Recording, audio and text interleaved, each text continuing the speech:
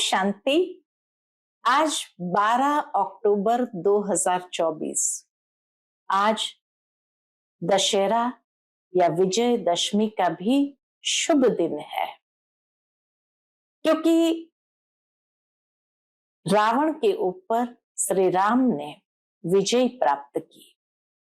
तो इसीलिए विजयदशमी के रूप में भी सारे भारत भर में मनाया जाता है। और विशेष कोई भी शुभ कार्य करना होता है तो विजयदशमी के दिन किया जाता है। विजय का दिवस है।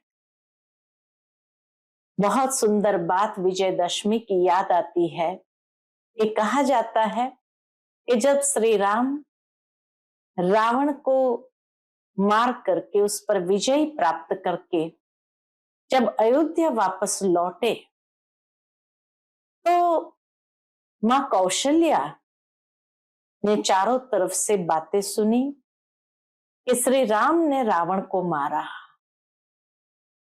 तो बड़ी उत्सुकता के साथ कौशल्या श्री राम से पूछते हैं कि राम, मैंने सुना तुमने रावण को मारा।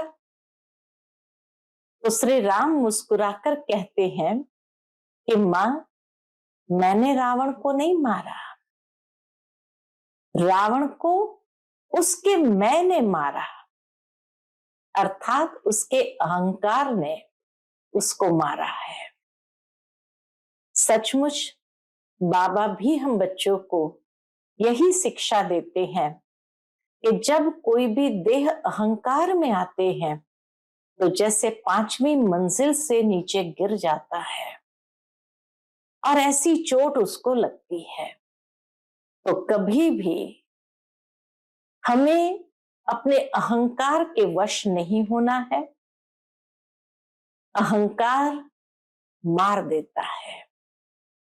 इसीलिए यहां बाबा के पास भी ड्रामा के अंदर कोई किसी को मारता नहीं है, लेकिन हर एक को उसके मैं ही उसको मारता है।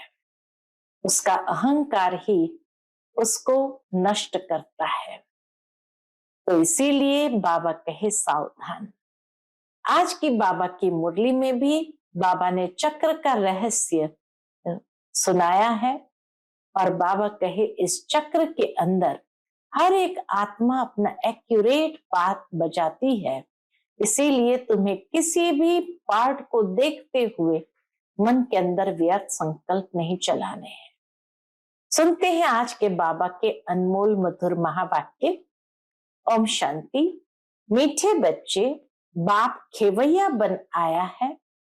तुम सबकी नैया को विषय सागर से निकाल क्षीर सागर में ले जाने। अभी तुमको इस पार से उस पार जाना है। आज की मुरली का पहला प्रश्न है, तुम बच्चे हर एक का पाठ देखते हुए किसकी भी निंदा नहीं कर सकते हो। क्यों? उत्तर है क्योंकि तुम जानते हो ये अनादि बना बनाया ड्रामा है। इसमें हर एक एक्टर अपना अपना पार्ट बजा रहे हैं। किसी का भी कोई दोष नहीं है। ये भक्ति मार्ग फिर से पास होना है। इसमें जरा भी चेंज नहीं हो सकती। आज की मुरली से दूसरा प्रश्न है, किन दो शब्द में सारे चक्र का ज्ञान समाया हुआ है। उत्तर, आज और कल। कल हम सतयुग में थे। आज 84 जन्म का चक्र लगाकर नरक में पहुंचे। कल फिर स्वर्ग में जाएंगे। आज और कल का एक खेल है। ओम शांति। अब बच्चे सामने बैठे हैं। जहां से आते हैं वहां अपने सेंटर्स पर जब रहते हैं तो वहां ऐसे नहीं समझेंगे कि हम ऊंचे ते ऊंचे बाबा के सन्मुख बैठे हैं। वही हमारा टीचर भी है। वही हमारी नैया को पार लगाने वाला है, जिसको ही गुरु कहते हैं। यहाँ तुम समझते हो हम सन्मुख बैठे हैं, हमको इस विषय सागर से निकाल क्षीर सागर में ले जाते हैं। सतगुरु बाबा हम बच्चों को इस विषय सागर से निकाल क्षीर सागर में ले जाते हैं। पार ले जाने वाला बाप भी सन्मुख बैठा है। वह एक ही शिव बाप की आत्मा है, जिसको ही सुप्रीम अथवा ऊंचते ऊंच भगवान कहा जाता है। अभी तुम बच्चे समझते हो हम ऊंचते ऊंच भगवान शिव बाबा के सामने बैठे हैं। वह इसमें यानी ब्रह्मा तन में बैठे हैं। वह तुमको पार भी पहुंचाते हैं। उनको रथ भी जरूर चाहिए ना, शिव बाबा को रथ भी जरूर चाहिए ना, नहीं तो श्रीमत कैसे दे। अभी तुम बच्चों को निश्चय है बाबा हमारा बाबा भी है, टीचर भी है, पार ले जाने वाला भी है। अभी हम आत्माएं अपने घर शांति धाम में जाने वाली है। वह बाबा हमको रास्ता बता रहे हैं। वहां सेंटर्स पर बैठने और यहाँ सन्मुख बैठने में रात दिन का फर्क है। वहां ऐसे नहीं समझेंगे कि हम सन्मुख बैठे हैं। यहाँ यह महसूसता आती है। अभी हम पुरुषार्थ कर रहे हैं। पुरुषार्थ कराने वाले को खुशी रहेगी। बाबा कहे पुरुषार्थ कराने वाले को खुशी रहेगी। अभी हम पावन बनकर घर जा रहे हैं। जैसे नाटक के एक्टर्स होते हैं तो समझते हैं अब नाटक पूरा हुआ, अभी बाप आए हैं हम आत्माओं को ले जाने हैं। यह भी समझाते हैं तुम घर कैसे जा सकते हो। वह बाप भी है, नैया को पार करने वाला खेवैया भी है। वह लोग भल गाते हैं परंतु समझते कुछ भी नहीं है कि नैया किसको कहा जाता है। क्या वह शरीर को ले जाएगा? अभी तुम बच्चे जानते हो हमारी आत्मा को पार ले जाते हैं। नैया आत्मा को कहा जाता है। अभी आत्मा इस शरीर के साथ वैशाली में विषय वैतरणी नदी में पड़ी है। हम असल रहवासी शांति धाम के थे। हमको पार ले जाने वाला अर्थात घर ले जाने वाला बाप मिला है। तुम्हारी राजधानी थी जो माया रावण ने सारी छीन ली है। बाबा कहे इतनी सुंदर राजधानी को माया रावण ने सारी छीन ली है। वह राजधानी फिर जरूर लेनी है। बेहद का बाप कहते हैं बच्चों अब अपने घर को याद करो। वहां जाकर फिर क्षीर सागर में आना है। यहाँ है विष का सागर, वहां है क्षीर का सागर और मूल वतन है शांति का सागर। बाबा कहे यहाँ है विष का सागर, सतयुग में है क्षीर का सागर और मूल वतन है शांति का सागर। तीनों धाम है। यह तो है दुख धाम। बाप समझाते हैं मीठे मीठे बच्चों अपने को आत्मा समझ बाप को याद करो। कहने वाला कौन है, किस द्वारा कहते हैं? सारा दिन मीठे मीठे बच्चे कहते रहते हैं। अभी आत्मा पतित है जिस कारण फिर शरीर भी ऐसा मिलेगा। अभी तुम समझते हो हम पक्के पक्के सोने के जेवर थे, फिर खाद पड़ते पड़ते झूठे बन गए हैं। अब वह झूठ कैसे निकले, इसलिए ये याद की यात्रा की भट्ठी है। अग्नि में सोना पक्का होता है ना। बाप बार बार समझाते हैं ये समझाने जो तुमको देता हूं हर कल्प देता आया हूं। हमारा पाठ है फिर 5000 वर्ष के बाद आकर कहता हूं कि बच्चे पावन बनो। सतयुग में भी तुम्हारी आत्मा पावन थी, शांति धाम में भी पावन आत्मा रहती है। वह तो है हमारा घर।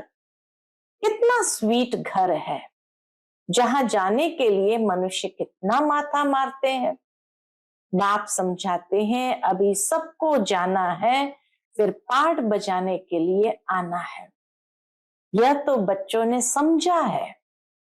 बच्चे जब दुखी होते हैं तो कहते हैं, हे भगवान, हमें अपने पास बुलाओ, हमको यहाँ दुख में क्यों छोड़ा है। ऐसे कई दुखी होकर के पुकारते हैं।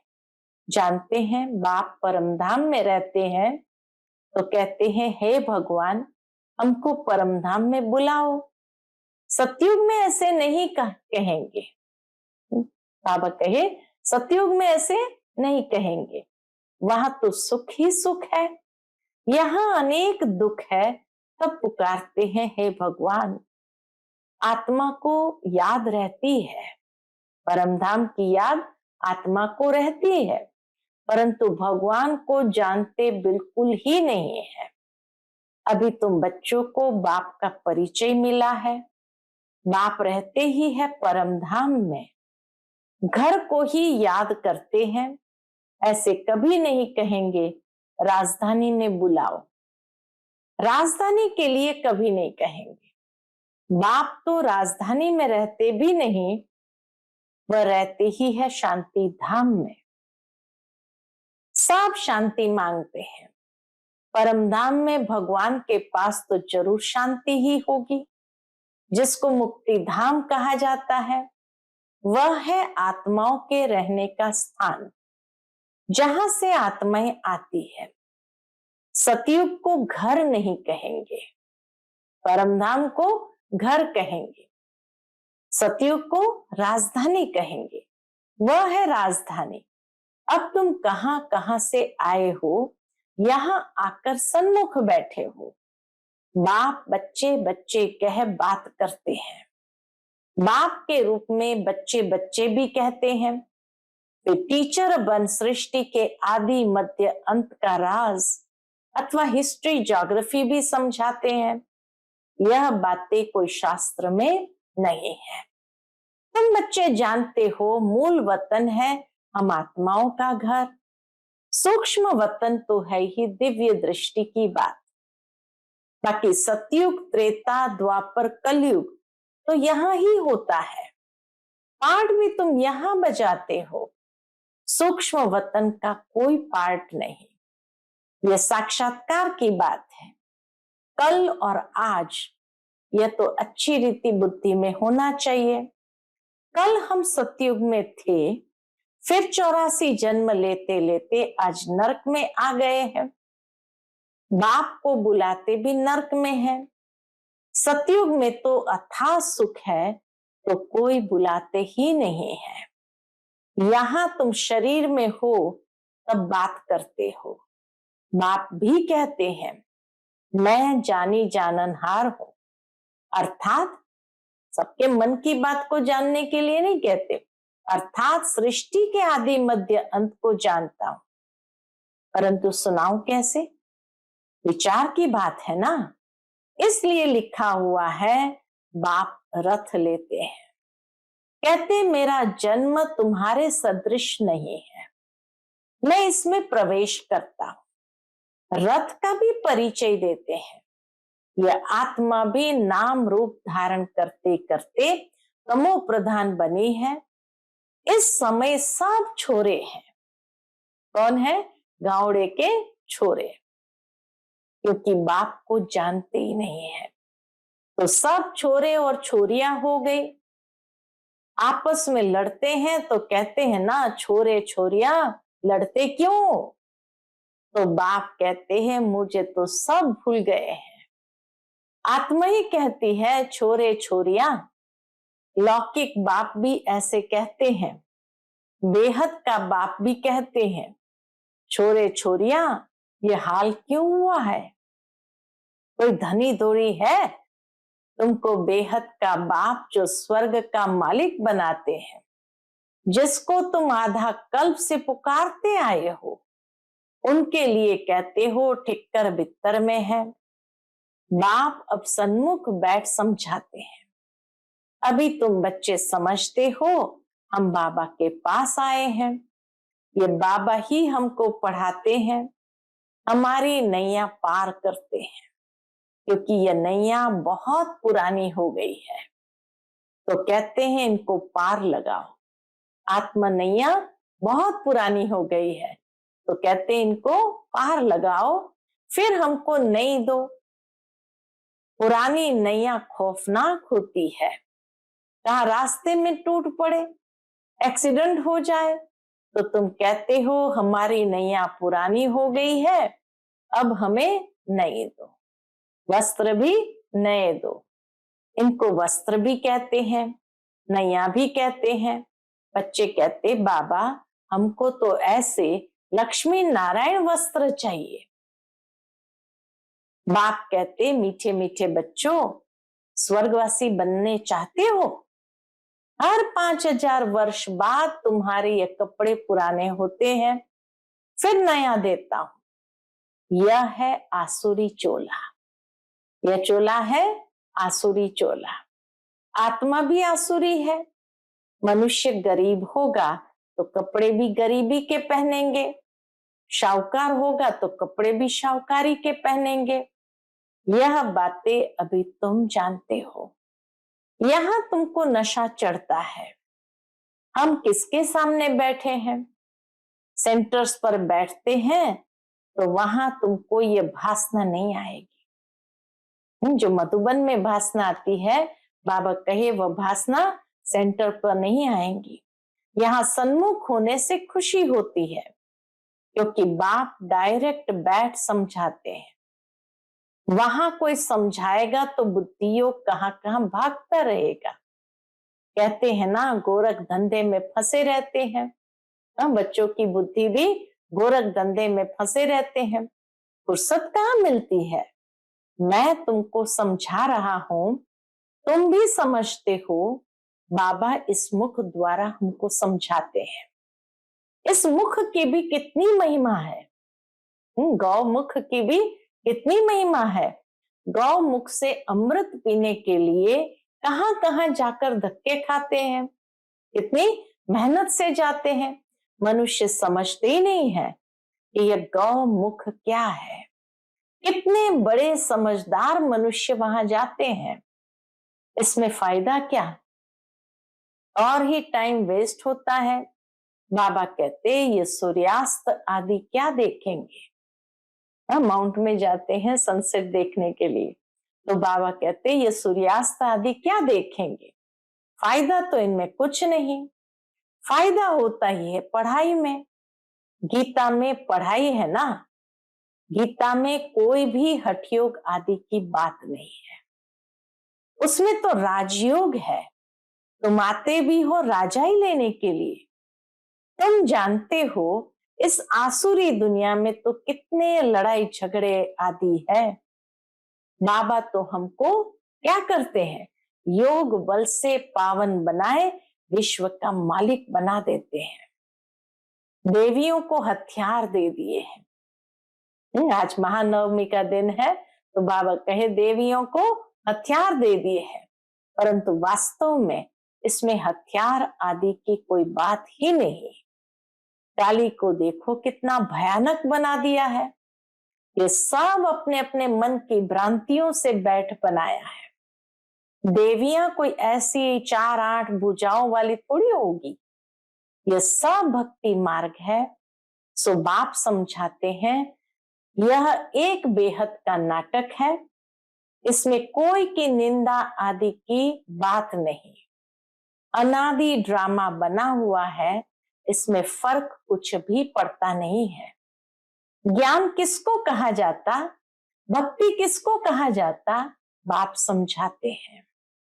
भक्ति मार्ग से फिर भी तुमको पास करना पड़ेगा। बाबा कहे अगले कल्प में फिर से भक्ति मार्ग से पास जरूर करना पड़ेगा। ऐसे ही तुम 84 का चक्कर लगाते लगाते नीचे आएंगे। यह अनादि बना बनाया बड़ा अच्छा नाटक है जो बाप समझाते हैं। इस ड्रामा के राज को समझने से तुम विश्व के मालिक बन जाते हो। वंडर है ना, भक्ति कैसे चलती है, ज्ञान कैसे चलता है। यह खेल अनादि बना हुआ है। इसमें कुछ भी चेंज नहीं हो सकता। वह तो कह देते ब्रह्म में लीन हो गया, ज्योति ज्योत समाया। यह संकल्प की दुनिया है। जिसको जो आता है वह कहते रहते हैं यह तो बना बनाया खेल है। मनुष्य बाइस्कोप देख कर आते हैं, क्या उसको संकल्प का खेल कहेंगे? बाप बैठ समझाते हैं, बच्चे यह बेहद का नाटक है जो हू बहू रिपीट होगा। बाप ही आकर यह नॉलेज देते हैं क्योंकि वह नॉलेजफुल है। मनुष्य सृष्टि का बीज रूप है, चैतन्य है, उनको ही सारी नॉलेज है। मनुष्य ने तो लाखों वर्ष की आयु दिखा दी है। बाप कहते इतनी आयु थोड़ी हो सकती है। बाइस्कोप लाखों वर्ष का हो तो कोई की बुद्धि में ही नहीं बैठे। तुम तो सारा वर्णन करते हो, लाखों वर्ष की बात कैसे वर्णन करेंगे? तो वह सब है भक्ति मार्ग। तुमने ही भक्ति मार्ग का पाठ बजाया।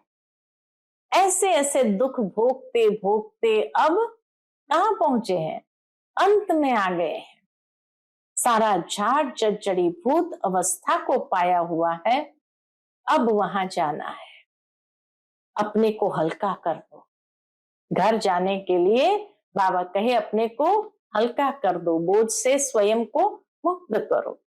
इसने भी हल्का कर दिया ना, तो यह सब बंधन टूट जाए। नहीं तो बच्चे, धन, कारखाने, ग्राहक, राजे रजवाड़े आदि याद आते रहेंगे। धंधा ही छोड़ दिया तो फिर याद क्यों आएंगे? यहाँ तो सब कुछ भूलना है। इनको भूल अपने घर और राजधानी को याद करना है। शांति धाम और सुख धाम को याद करना है। शांति धाम से फिर हमको यहां आना पड़े, माना सतयुगी दुनिया में आना पड़े। बाप कहते मुझे याद करो। इनको ही योग अग्नि कहा जाता है। कल बाबा ने हमें याद की यात्रा बताई। आज बाबा कहे ये योग की अग्नि है, ये राज योग है ना। तुम राज ऋषि हो। ऋषि पवित्र को कहा जाता है। तुम पवित्र बनते हो राजाई के लिए। बाप ही तुम्हें सब सत्य बताते हैं। तुम भी समझते हो ये नाटक है। सब एक्टर्स यहाँ जरूर होने चाहिए। फिर बाप सबको ले जाएंगे। ये ईश्वर की बारात है ना, वहां बाप और बच्चे रहते हैं। फिर यहाँ आते हैं पार्ट बजाने। बाप तो सदैव वहां रहते हैं, मुझे याद ही दुख में करते हैं। वहां फिर मैं क्या करूंगा? तुमको शांति धाम सुख धाम में भेजा, बाकी क्या चाहिए? तुम सुख धाम में थे, बाकी सब आत्माएं शांति धाम में थी। फिर नंबरवार आते गए, नाटक आकर पूरा हुआ। बाप कहते हैं बच्चे अब गफलत मत करो, पावन तो जरूर बनना है। बाप कहते हैं वही ड्रामा अनुसार पार्ट बज रहा है। तुम्हारे लिए ड्रामा अनुसार मैं कल्प कल्प आता हूं। नई दुनिया में अब चलना है ना। अच्छा, मीठे मीठे सिकिलते बच्चों प्रति माता पिता बाप दादा का याद प्यार और गुड मॉर्निंग। रूहानी बाप की रूहानी बच्चों को नमस्ते। हम सब रूहानी बच्चों की रूहानी माता पिता बाप दादा को याद प्यार, गुड मॉर्निंग और नमस्ते। नमस्ते, शुक्रिया बाबा, शुक्रिया। आज की मुरली से धारणा के लिए मुख्य सार है। पहली पॉइंट, अब यह झाड़ पुराना जड़ी भूत हो गया है। आत्मा को वापस घर जाना है, इसलिए अपने को सब बंधनों से मुक्त कर हल्का बना लेना है। यहाँ का सब कुछ बुद्धि से भूल जाना है। दूसरी पॉइंट, अनादि ड्रामा को बुद्धि में रख किसी भी पाठधारी की निंदा नहीं करनी है। ड्रामा के राज को समझ विश्व का मालिक बनना है। आज का बाप दादा का मधुर वरदान हम बच्चों के प्रति है, साइलेंस की शक्ति द्वारा आत्म शक्ति के उड़ान की तीव्र गति करने वाले विश्व परिवर्तक भव। साइलेंस की शक्ति द्वारा आत्म शक्ति के उड़ान की तीव्र गति करने वाले विश्व परिवर्तक भव। साइंस के साधनों की रफ्तार को साइंस द्वारा कट भी कर सकते हैं, पकड़ भी सकते हैं, लेकिन आत्मा की गति को अभी तक न कोई पकड़ सका है न पकड़ सकता है। इसमें साइंस अपने को फेल समझती है। जहां साइंस फेल है वहां साइलेंस की शक्ति से जो चाहो वो कर सकते हो। तो आत्म शक्ति की उड़ान तीव्र गति से करो। इस शक्ति से स्व परिवर्तन, चाहे किसी की वृत्ति का परिवर्तन, वायुमंडल का परिवर्तन कर विश्व परिवर्तक बन सकते हो। तीव्रता की निशानी है सोचा और हुआ, सोचा और हुआ। आज का स्लोगन है शिक्षा दाता के साथ रहमदिल बन, सहयोगी बनो। बहुत सुंदर बाबा ने कहा, अगर किसी को शिक्षा देनी भी है तो अंदर में रहम की भावना हो और उसके सहयोगी बनो, उसको हेल्प करो। तो शिक्षा दाता के साथ रहमदिल बन, सहयोगी बनो। अच्छा, ओम शांति।